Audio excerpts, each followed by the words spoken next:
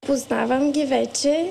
Това е Патрисия, Мария и Катя. Малките дами дошли на бял свят 2 месеца преди термина на майката. Ще престоят в кувьози, за да укрепнат, защото общото им тегло едва надвишава 4 кг. Оцеляването им е комбинация от професионализма на хората в бели престилки и на много пари, за които често родителите не се замислят. А и няма защо.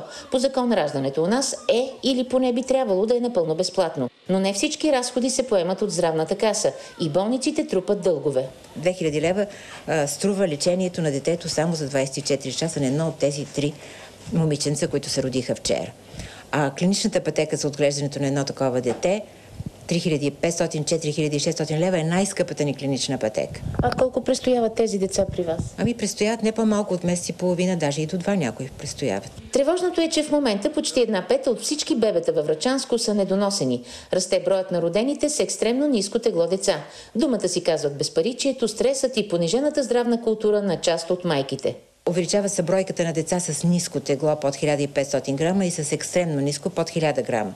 Преди години тези деца загиваха и не можеха да бъдат отгледани. Сега медицината има доста сериозни постижения. Макар и тук постиженията да са на лице предимно благодарение на спонсори, заради бума на недоносени бебета отделението изпитва остра нужда от дихателни апарати и кувьози. Защото се налага да се слагат по 2 деца в кувьоз или да изваждаме едното преди да е достатъчно стабилно, за да сложим по-тежко болното дете. И сега на никой лекар не му харесва и не приема така съвсем без проблеми това да решава кое дете да постави в по-добрата обстановка.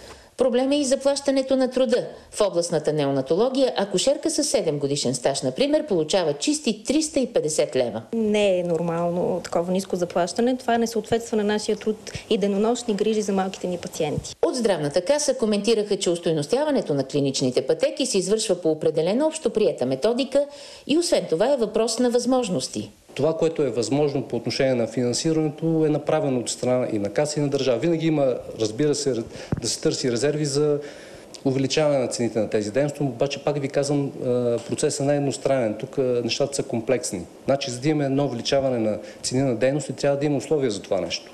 Всички да си плащаме здравноосигурителните. Това е идеалният вариант, да. Въпреки аргументите на финансиращия орган, медиците са категорични, че държавата трябва да отделя повече пари за бебетата в риск. Защото простата сметка показва, че за тризначките на Савина ще отидат 3 пъти повече средства, отколкото ще постъпят в болницата от здравната каса. Нали знаете тая приказка на българина: малък човек, малък проблем? За много от хората, които биха могли да решат въпросите, малките бебета са малки проблеми. А в семейството на тризначките тепърва предстои да правят сметки, защото и двамата родители са безработни. За тази сутрин от Враца Маргарита Стефанова.